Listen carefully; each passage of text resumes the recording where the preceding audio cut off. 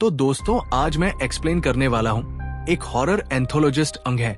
यहाँ पर हमको तरह तरह की कहानियां दिखाई गई है जो कि काफी डरावनी भी है और कुछ ना कुछ मैसेज जरूर देती है। उम्मीद करता हूँ कि आपको देखने में जरूर मजा आएगा। तो चलिए अब बिना किसी देरी के चलते हैं सीधा वीडियो की तरफ। तो कहानी की शुरुआत में हम एक मकई के खेत को देख पाते हैं, यानी कि कॉर्नफील्ड को, जहां पर दो भाई बहन खेल रहे थे तो वो खेतों में भाग ही रहे थे। लेकिन इसी बीच भाई को खेतों में से कोई अपनी ओर खींच लेता है, जिसके बाद उसकी बहन उसे ढूंढने लगती है। अब हम उनके पिता को भी देख पाते हैं जो कि अपनी फसल पर गौर कर रहे थे। अब उनकी जो फसल होती है ना, वो किसी वजह से काली पड़ चुकी थी और ये एक बैड वमन होता है। मीनवाइल बहन अपने भाई को ढूंढ ही रही होती है कि तभी उसके सामने एक जॉम्बी जैसी लेडी आती है और वो उसकी तरफ बढ़ रही होती है, जिसकी वजह से वो लड़की जोरों से चिल्लाती है। अब उसकी आवाज सुनकर उसके पिता अपने खेतों की तरफ भाग जाते हैं, जहां पर उन्हें उनका बेटा मिल जाता है, जिसको देखकर वो उसको गले लगा लेते हैं। लेकिन तभी जमीन हिलने लगती है, जिसके बाद हम उनकी मां को देख पाते हैं जो कि अपने घर से बाहर आती है। बाहर आकर वो फसल पर एक काले लिक्विड को देखती है कि तभी उसे उसका बेटा मिलता है। लेकिन उसके बेटे के साथ एक डीम भी था और सीन यहीं पर कट हो जाता है। जिसके बाद हम एक बच्चे को देख पाते हैं जो कि अपने रूम में ही होता है और वो एक हॉरर स्टोरी को पढ़ रहा था। और अभी तक शुरुआत में हमने जितना कुछ भी देखा था वो असल में यही बच्चा किताब में पढ़ रहा था, यानी कि अभी तक हमें उसके ही एक पॉइंट ऑफ व्यू से ये सब दिखाया गया था कि वो इस कहानी को पढ़कर क्या क्या चीजें सोच रहा था। खैर, अब यहाँ पर वो किताब को पढ़ ही रहा होता है कि तभी उसकी नजर टेबल पर रखे हुए कपड़ों पर जाती है। तभी उसे वहां एक मॉन्स्टर दिखने लगता है और ये देखकर वो अपने डैड को जोरों से आवाज लगाता है। वहां उसके पिता आकर ये पूछते हैं कि आखिर क्या हुआ, जिस पर वो बताता है कि उसने सपने में एक मॉन्स्टर को देखा। तब उसके पिता उससे ये कहते हैं कि जरूर ये उसका बुरा सपना होगा, लेकिन बच्चे को पूरा विश्वास था कि उसने उस मॉन्स्टर को असल में देखा था। उसके पिता उससे पूछते हैं कि वो मॉन्स्टर दिखता कैसे था, जिस पर वो बोलता है कि वो काला था और उसकी स्किन जली हुई थी। अब उसके पिता उसको समझाते हैं कि ऐसा कुछ भी नहीं है और उसे अब स्ट्रॉन्ग बनना चाहिए क्योंकि वो बड़ा होता जा रहा है। अब इस लड़के के पिता अपने बेटे को कुछ स्केरी स्टोरी सुनाने लगते हैं ताकि उसे जल्दी नींद आ जाए। और उसे स्केरी स्टोरी सुनना काफी पसंद था, जैसे कि मेरी ऑडियंस को सुनना पसंद है। तो यहाँ पर ये एक एंथोलॉजिस्ट है और इसलिए इनकी हर एक कहानी हमारी कहानी भी होगी। तो पहली स्टोरी का नाम है द लास्ट सेशन। ये कहानी है एना नाम की लड़की की जो कि अपनी बड़ी बहन ग्रेस के साथ बिस्तर पर सोई हुई थी। तभी उसे कुछ आवाज आने लगती है जिनमें कोई ये कहता है कि उसे उसकी बहन का टेडी बियर चाहिए। अब एना उसे टेडी बियर देने से मना कर देती है कि इसी बीच ग्रेस की आंख खुल जाती है और वो एना से पूछती है कि वो किससे बात कर रही थी। तब एना उसको बताती है कि वो एक आदमी से बात कर रही थी जो कि ऊपर फ्लोट कर रहा था। ग्रेस कहती है कि उसे तो वहां पर कोई भी नहीं दिखाई दिया। ये सुनकर एना मायूस हो जाती है। उसका मन रखने के लिए ग्रेस उसको कहती है कि उसे उस पर पूरा भरोसा है और ग्रेस उससे वादा करती है कि वो उसे हर मुश्किल से बचाएगी। खैर, अब यहाँ से सीन कई साल बाद शिफ्ट होता है जहां पर एना बड़ी हो चुकी है और एना असल में साइकिक होती है और वो अपनी शक्तियों से दूसरों की मदद करती है और उनसे पैसे लेती है और इस काम में ग्रेस भी उसका साथ दिया करती। लेकिन एना अभी भी इन चीजों से डरती थी क्योंकि उसके चाइल्डहुड का डर आज भी उसके साथ था, ट्रामा उसके साथ था। खैर, अब वो एक परिवार के पास आते हैं जिसके अंदर एक माता पिता थे। दरअसल उनकी बेटी मैरी बथ कुछ समय पहले ही खत्म हो चुकी है और अब मैरी बथ के माता पिता उसकी स्पिरिट से ये बात करना चाहते थे कि क्या उसको मोक्ष मिला है, क्या वो शांति में है या फिर नहीं। अब मैरी बेथ के माता पिता ने उनको पेमेंट ऑलरेडी कर दिया था और आज रात को सेशन होने वाला था। ग्रेस और एना से बात करके वो पेरेंट्स अब वहां से चले जाते हैं।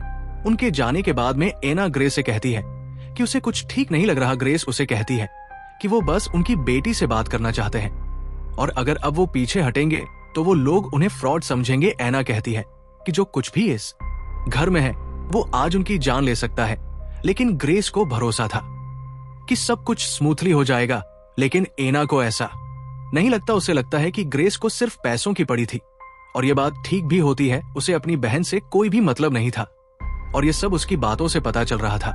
वो उसे ये कहती है कि वो उसको प्रोटेक्ट करेगी, जिसके चलते एना ऑब्वियसली मान जाती है। खैर, अब मैरी बेथ के माता पिता आ जाते हैं, जिसके बाद एना अपना काम शुरू कर देती है। वो ध्यान लगाकर स्पिरिट वर्ल्ड में चली जाती है, जहां पर उसे मेरी बेथ मिलती है। अब वो मैरी बेथ की स्पिरिट से बात करती है और जो वो बोल रही थी वो एना अपने मुंह से उसके माता पिता को बता रही होती है। बेसिकली एक मीडियम की तरह अब एना मैरी बेथ की स्पिरिट से पूछती है कि वो अब तक इस घर में क्या कर रही है, जिस पर मैरी उसको ये बताती है कि वो उसे जाने नहीं दे रहा। और तब एना उससे पूछती है कि कौन उसको रोक रहा है, जिस पर वो बोलती है कि एक लंबा आदमी। तब एना मैरी को उस आदमी के पास उसे ले जाने के लिए कहती है। अब मैरी उसे अपने साथ ले जाती है और जाते जाते मैरी एना को उसी के बचपन वाले रूम में लेकर जाती है। तभी वो टॉल मैन डीम एना के पीछे आ जाता है। दरअसल ये वही डीम था जो कि एना को बचपन में दिखाई दिया करता था और वो तब से ही एना से मिलना चाहता था।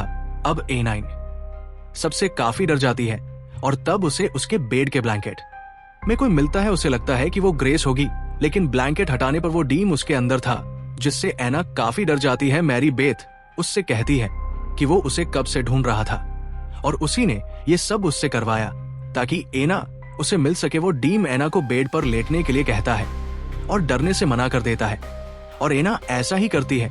अब एना से वो उसकी बहन ग्रेस का टडी मांगता है और कहता है कि अगर वो उसे टडी देगा तो वो उसे हमेशा प्रोटेक्ट करके उसकी बहन से प्रोटेक्ट करेगा। और ये सुनकर एना उसे ग्रेस का टडी दे देती है और इसके बाद एना इंसानी दुनिया में वापस आ जाती है, जहां पर वो मैरी बेथ के माता पिता से ये कहती है कि वो ठीक है और खुश है। एना अब काफी खुश थी क्योंकि उसने उसके चाइल्डहुड फेयर को खत्म कर दिया था, लेकिन वो देखती है कि वो डीम अब ग्रेस के अंदर है और यहीं पर कहानी खत्म हो जाती है। तो यहाँ पर वो जो डीम था वो असल में एना के बचपन का डर होता है और वो सालों से एना को ढूंढ रहा था। और जब बचपन में एना से उसकी बहन ने प्रॉमिस किया था कि वो उसको हमेशा प्रोटेक्ट करेगी, दरअसल उस टाइम वो डीम भी वहीं पर था और इनडायरेक्टली एना को उस डीम ने प्रॉमिस कर दिया। तो यहाँ डीम ने जो कुछ भी कहा था कि उसकी बहन से वो उसको बचाएगा, तो वो उसने इसलिए कहा था क्योंकि उसकी बहन ग्रेस जब बड़ी होती है तब उसे अपनी बहन से ज्यादा दूसरी चीजों को यानी कि अपने काम से मोह हो गया था। मतलब उसे अपनी बहन एना की कोई परवाह नहीं थी और इसलिए डीम ने कहा था कि वह ग्रेस से मतलब कि उसकी बड़ी बहन से उसको बचाएगा। और एंड में वो डीमर उसकी बहन के अंदर ही घुस जाता है। इसका मतलब ये था कि वो हमेशा एना के साथ रहेगा ग्रेस के शरीर में। तो इनडायरेक्टली कहा जा सकता है कि मैरी बेथ की स्पिरिट का इस्तेमाल किया डीम ने ताकि एना से वो मिल पाए और फिर उसने ग्रेस के शरीर को पदत किया ताकि उसको एक इंसानी शरीर मिल जाएगा, जिसके चलते यहाँ पर वो उसको बचा पाएगा यानी कि एना को। खैर, अब कहानी प्रेजेंट टाइम में आती है, जहां पर कहानी सुनाने के बाद में इस लड़के के पिता लाइट्स ऑफ करके वहां से चले जाते हैं, जिसके बाद उस लड़के को एक स्मोक दिखाई देता है जो कि क्लॉज में चले जाता है और ये देखकर वो अपने पिता को आवाज लगाता है। उसके पिता वहां पर आते हैं और उससे पूछते हैं कि अब क्या हुआ। तब वो ये बताता है कि उसके क्लॉज के अंदर कोई है। तब उसके पिता क्लॉज में हाथ डालकर देखने लगते हैं और तभी कोई चीज उसके पिता को अंदर खींचने लगती है, जिससे कि वो लड़का काफी डर जाता है। लेकिन ये सब उसके पिता का एक प्रैंक होता है जो कि उस लड़के को बिल्कुल पसंद नहीं आता। खैर, अब उस लड़के के पिता उसे सोने के लिए कहकर वहां से चले जाते हैं, लेकिन उस बच्चे को अभी भी नींद नहीं आ रही होती, इसलिए वो दूसरी कहानी पढ़ना शुरू कर देता है और इस कहानी का नाम है द प्लेग। तो ये कहानी शुरू होती है जहां पर हम कुछ लोगों को देखते हैं। देखने में ये लोग काफी प्रोफेशनल टाइप के लग रहे थे। अब सीन चेंज होता है और हम एक लेडी रोज को देखते हैं जो कि सो रही होती है और उसे अपने घर के बाथरूम से कुछ आवाज आती है। अब ये आवाज सुनकर वो उठ जाती है और जाकर देखती है तो वो अपने पिता से मिलती है जो कि बाथटब में बैठे हुए थे। दरअसल उसके पिता नर्सिंग होम में रहा करते थे, लेकिन वहां से भागकर वो यहाँ पर आ गए। अब रोज उनसे ये कहती है कि वो उसके साथ और नहीं रह सकती, उसमें इतनी क्षमता नहीं है कि वो उसे संभाल पाए। और इतना कहकर वो लेडी नर्सिंग होम कॉल करने लगती है, लेकिन तभी कोई दरवाजे पर बेल बजाता है और रोज पास जाकर देखती है, लेकिन तभी कुछ लोग फोर्सफुली दरवाजा तोड़कर अंदर घुस जाते हैं और उन सभी के पास हथियार थे और ये वही लोग थे जो कि स्टोरी की शुरुआत में दिखाई दिए थे। अब ये लोग आए थे रोज के पिता के लिए, लेकिन जैसे ही वो लोग उसकी तरफ बढ़ते हैं वो उन पर अटैक कर देता है। और यहाँ पर उसकी फुर्ती कमाल की थी, इतना बूढ़ा होने के बावजूद भी वो काफी तेज तर्रार था। खैर, अब वो यहाँ से भागने की कोशिश करता है, लेकिन इन लोगों का लीडर वहां आकर उसे शॉटगन से मार डालता है, जिससे कि रोज के पिता दूर जाकर गिरते हैं। यहाँ पर वो लीडर रोज से माफी मांगता है और उसको बताता है कि उसके पिता ऑलरेडी हार्ट अटैक से मर चुके हैं, यानी कि कुछ घंटे पहले ही उनका देहांत हो चुका है। अब लीडर ये कहता है कि कुछ लोग मरना ही नहीं चाहते और इसलिए उसे ये करना पड़ रहा है। अब तभी उसके पिता दोबारा उठ जाते हैं और उसको देखकर ऐसा लग रहा था कि जैसे उसे कभी कोई गोली लगी ही ना हो। वो अपनी बेटी के पास बढ़ने लगते हैं, लेकिन वो लोग उसे एक लोहे के बॉक्स में बंद करके अपने साथ ले जाते हैं। वो अपनी गाड़ी से उस बॉक्स को अपने साथ एक जगह पर लाते हैं जहां पर और भी ऐसे बॉक्सेस रखे हुए थे, और वो उस बॉक्स को बाकी बॉक्सेस के साथ रख देते हैं। यहाँ पर ढेर सारे ऐसे बॉक्सेस थे, जिसके साथ ही ये वाली कहानी भी खत्म हो जाती है। तो इस स्टोरी का नाम जैसा कि द प्लेग था, तो आखिर इसके अंदर हुआ क्या? तो यहाँ पर एक प्लेग लोगों के बीच में फैल रहा था, जिसके अंदर लोग मरकर दोबारा जिंदा हो रहे थे, बेसिकली जॉम्बीज बन रहे थे। और इस वजह से काफी ट्रबल हो रहा था। जैसा कि हमने सुना था कि उस लेडी के पिता हार्ट अटैक से मारे गए, लेकिन वह दोबारा जिंदा हो गए थे, और जिंदा होने के बाद वो थोड़े से आक्रामक भी हो गए, और ये बात जरूर गवर्नमेंट तक पहुंच गई होगी। इसलिए उन्होंने इन लोगों को कंट्रोल करने के लिए एक स्पेशल ऑर्गेनाइजेशन क्रिएट करी होगी, जिसके अंदर ऐसे लोग होंगे जो कि इन लोगों को कंट्रोल करके उन्हें एक जगह इकट्ठा कर सके। अब ये लोग उन सभी लोगों का क्या करेंगे ये किसी को भी नहीं पता, लेकिन हम अंदाजा लगा सकते हैं कि वो लोग हमेशा के लिए उसके अंदर कैद रहेंगे, या फिर गवर्नमेंट उनका क्रिमेशन करवा देगी जिंदा रहते ही, क्योंकि टेक्निकली वो लोग पहले ही मर चुके हैं और किसी वायरस की वजह से या फिर प्लेग की वजह से वो लोग जिंदा हो रहे थे। अब दूसरी कहानी खत्म होने के बाद वो बच्चा बाथरूम जाता है, जहां पर बाथरूम की लाइट्स अपने आप ऑफ हो जाती हैं। उस बच्चे को लगता है कि ये उसके पिता ने किया होगा, लेकिन वहां कोई नहीं था। खैर, अब वो अपने रूम में जाने लगता है कि तभी उसे वही जली हुई स्किन वाला मॉन्स्टर दिखता है, जो कि उसकी तरफ बढ़ रहा था, जिससे डरकर वो बच्चा अपने रूम के बेड के नीचे चला जाता है। लेकिन वो मॉन्स्टर उसके रूम के अंदर भी आ गया था, जिससे कि वो लड़का बहुत डर जाता है। लेकिन वो कोई मॉन्स्टर नहीं था, बल्कि उसके पिता थे। वो उसे आवाज लगाते हैं, जिसके बाद वो उसे बेड के नीचे पाते हैं। लड़का अपने पिता से कहता है कि उसने उसकी पैंट्स में ही टॉयलेट कर दी है, और तब उसके पिता उसे बुलाने लगते हैं। और ऐसा इसलिए था क्योंकि वो उसके कपड़े चेंज करना चाहते थे। और तभी इसी बीच एक और कहानी शुरू हो जाती है। इस स्टोरी का नाम होता है स्लिप वॉक। तो कहानी में हम एक आदमी को देख पाते हैं जिसका नाम लॉयड जेनकिंस होता है। जेनकिंस अपनी कार से एक रेस्टोरेंट पर जाता है। वो उनसे ये पूछता है कि क्या उनको पता है कि डोल्रेस बैरेट कहाँ रहता है। वो आदमी उसे उसका एड्रेस देता है, जिसके बाद में लॉयड उसी जगह पर आगे बढ़ने लगता है। ये एड्रेस असल में एक रेस्टोरेंट का था। अब वो उसके अंदर जाता है और वहां का ओनर उसे अटेंड करता है, और वो लॉयड से पूछता है कि उसे क्या चाहिए, जिस पर वो ये बताता है कि उसे एप्पल पाई खानी है। लेकिन ओनर उसको ये बताता है कि अब एप्पल पाई उनके पास नहीं मिलती, लेकिन मेन्यू के अंदर वो अभी भी मौजूद थी। तब ओनर कहता है कि उन्होंने मेन्यू से वे नहीं हटाया है, लेकिन वो जल्दी ही इसको हटा देंगे। लॉयड को वो ये कहता है कि वो इस बारे में कहीं और पूछ सकता है, लेकिन लॉयड को वो एप्पल पाई यहीं से खानी थी। वो उसे ये कहता है कि वो उसकी किचन शेफ से इस बारे में पूछे। अब ओनर उससे थोड़ा वक्त मांगता है, और थोड़ी देर के बाद में ओनर दोबारा वहां पर आता है और उसको बताता है कि किचन अभी बिजी है। तब लॉयड कहता है कि कोई बात नहीं, वो यहीं पर इंतजार करेगा, और इतना कहकर वो वहीं पर वेट करने लगता है। अब थोड़ी देर के बाद ओनर फिर से आता है, और उसे ऐसा लगता है कि लॉयड एक फूड क्रिटिक है, जो कि फूड्स को टेस्ट करके उसके बारे में लिखता है। खैर, ओनर कहता है कि उसकी शेफ जिद्दी है, उसे नहीं लगता कि वो एप्पल पाई बनाएगी। खैर, अब उसे वहां बैठे बैठे सुबह से रात हो जाती है, और वो स्टिल अभी भी उस एप्पल पाई का इंतजार कर रहा था। तब वो शेफ फाइनली उससे मिलने आती है और उससे पूछती है कि वो है कौन और वो यहाँ पर आया क्यों है, क्योंकि वो एप्पल पाई कहीं से भी खा सकता था। तब लॉयड उसे बताता है कि उसने किसी से वादा किया था, और ये सुनकर वो लेडी इमोशन हो जाती है, जिसके बाद वो उसके लिए सुबह एप्पल पाई बनाती है, और उस एप्पल पाई को लेकर वो सीधा प्रिजन में जाता है। दरअसल लॉयड एक ऑफिसर होता है, और वो उस एप्पल पाई को बैरेट नाम के कैदी को देता है। अब बैरेट इसे खाकर काफी इमोशन हो जाता है। दरअसल बैरेट की ये आखिरी इच्छा थी कि वो इस एप्पल पाई को खाए, क्योंकि इसके बाद उसे डेथ पेनल्टी दी जाने वाली थी। और लॉयड ने जिस लेडी से ये बनवाई थी वो दरअसल उसकी खुद की माँ थी। अब बैरेट अपनी माँ के बारे में उससे पूछना चाहता था, लेकिन उसका वक्त खत्म हो जाता है और गार्ड्स उसे ले जाते हैं पेनल्टी देने के लिए। तो यहाँ पर हमको ये पता चलता है कि टाइम कितना कीमती होता है। क्या पता कब कौन सा वक्त हमारा बुरा आ जाए, इसलिए हर एक पल को अच्छे से जीना चाहिए। खैर, अब कहानी खत्म होने के बाद में हम बाप बेटे को देखते हैं, जहां पर बेटे को फिर से नींद नहीं आ रही थी। उसके पिता उसे कहते हैं कि वो इस तरह से नहीं रह सकता और उसको ये सारी चीजें नहीं पढ़नी चाहिए, क्योंकि ये उसके लिए ठीक नहीं है और उसे डरना भी नहीं चाहिए। उसे अपने फियर को ओवरकम करना चाहिए। जिसके बाद उसके पिता वहां से चले जाते हैं, लेकिन उनके जाने के बाद कोई उस लड़के के ब्लैंकेट में आने लगता है और ये कोई और नहीं बल्कि वही जली हुई स्किन वाला मॉन्स्टर था, जो कि उसके पास आ रहा था। और उसके पास आते ही आसपास आग लगने लगती है। खैर, इसी बीच एक और कहानी शुरू हो जाती है, जिसका नाम होता है माय ब्लड, यानी कि मेरा खून। अब कहानी के अंदर हम विलियम नाम के एक व्यक्ति को देखते हैं, जिसके साथ उसका बेटा जीक होता है।